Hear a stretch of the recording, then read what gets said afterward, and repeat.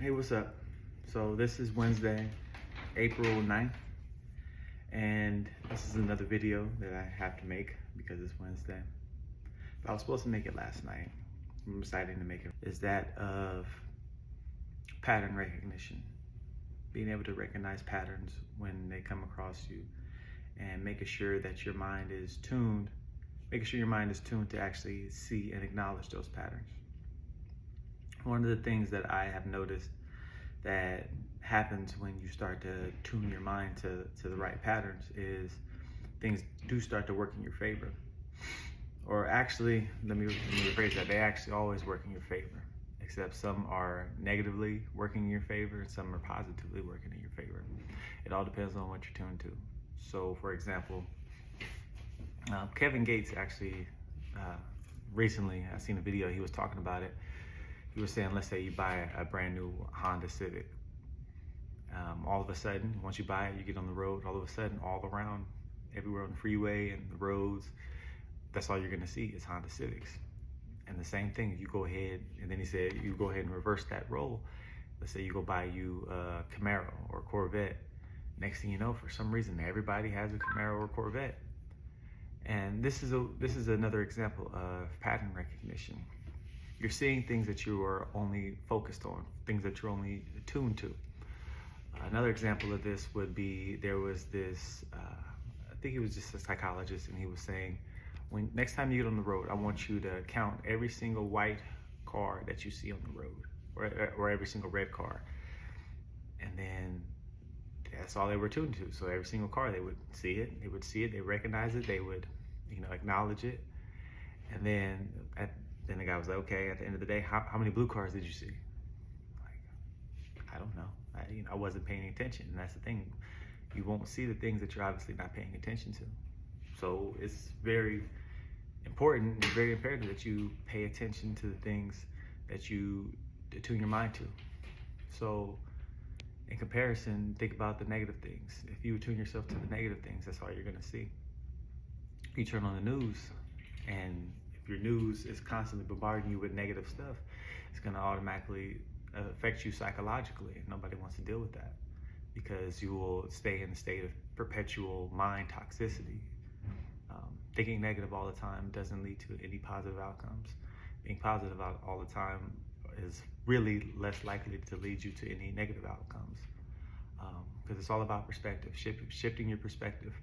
You can take an example of your car tire being flat in the morning. You could take like, oh man, this is the worst day ever. Why has this happened to me? Or you could take that, you know what? Maybe the universe is slowing me down for some reason. Maybe I do need to take my time and fix this tire, because who knows? You fixing that tire could have made you 15 minutes late, or however long it took you to change that tire, and ultimately gave you the opportunity to avoid something that could have been really detrimental to you. Maybe you could have gotten into a car accident. Maybe you could have bumped into somebody that you didn't want to. Like there's a plethora of things that could have transpired based on that. So you just take whatever you were given by the universe and make the best out of it. It's easy to get caught up in the cycle of, like I said, being negative.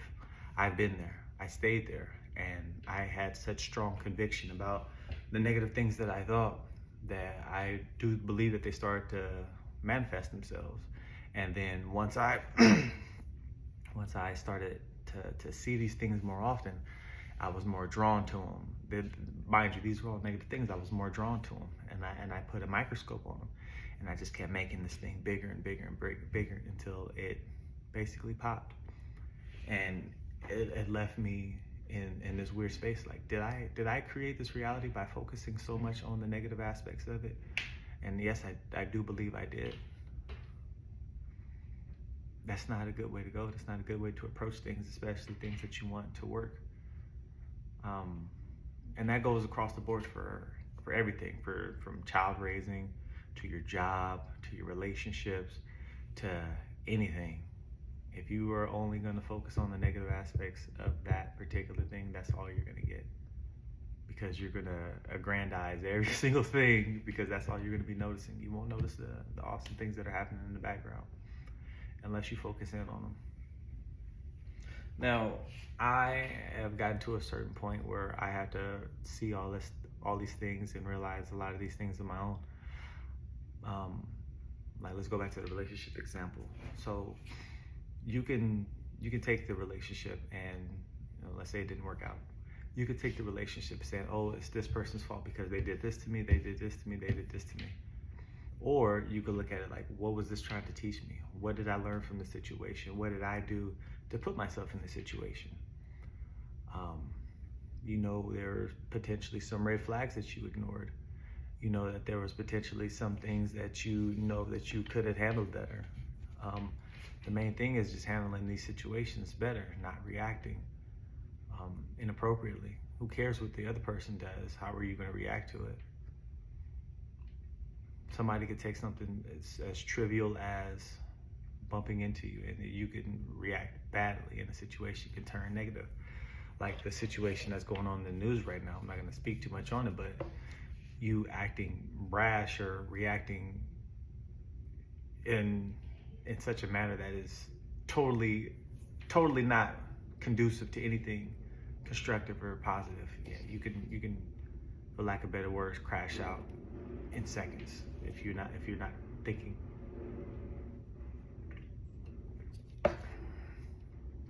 And that's something that I definitely want to impute into my kids, teaching them to think logically and think about how they are going to react to certain situations, because there's no real avoiding situations. You could stay in the house your entire life. There's still situations that you're going to have to deal with. And I want to be able to accurately depict how you're supposed to think first and not just supposed to react. Unfortunately, we are getting into it. We live in a society that calls for strong reaction and not so much thinking all the time. And especially certain cultures and certain demographics, there is almost no thinking. It's just reacting. And the outcomes are always bad.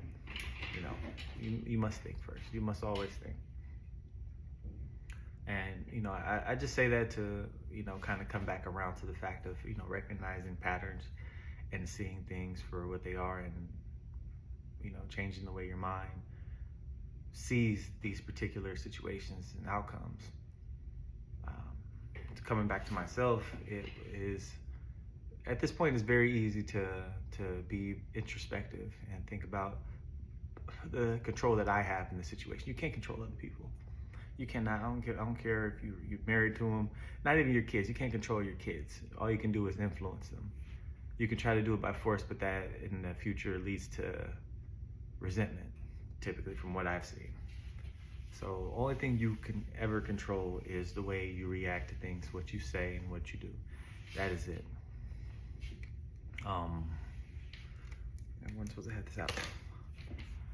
So yeah, it's very important that you really take a step back when you come across a situation, and outside of yourself, and really think about what is the best course of action to get through this scenario.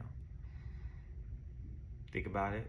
You don't have to think about it for a day or 10 days or nothing like that. And, unless that's a situation that you come across. But usually, most of the things that you deal with periodically throughout the day it doesn't take that much time to really sit back, think, and assess how you want to handle the situation.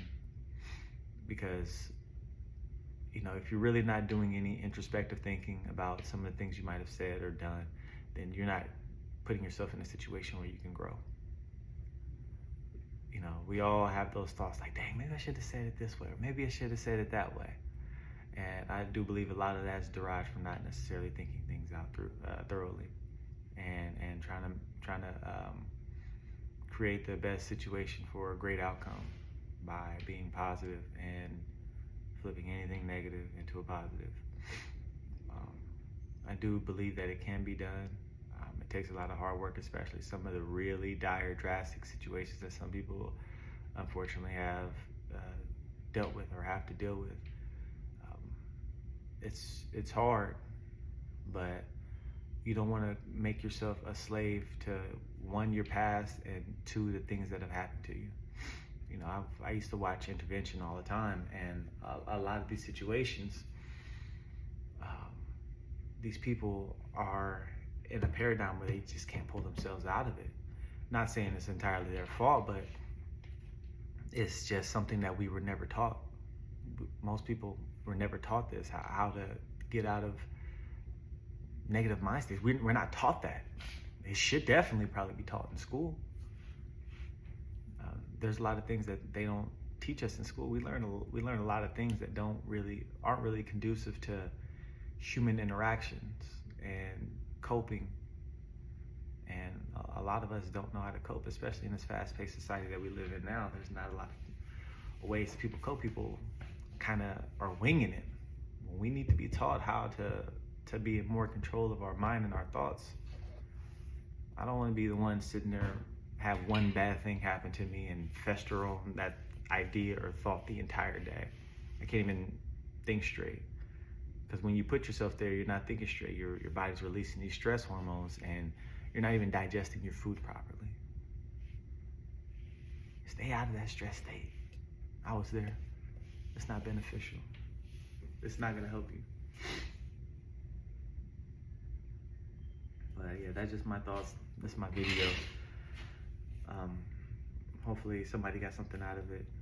If they didn't, whatever. If they did, awesome. But I got to continue on with my day. I'll catch you guys next week.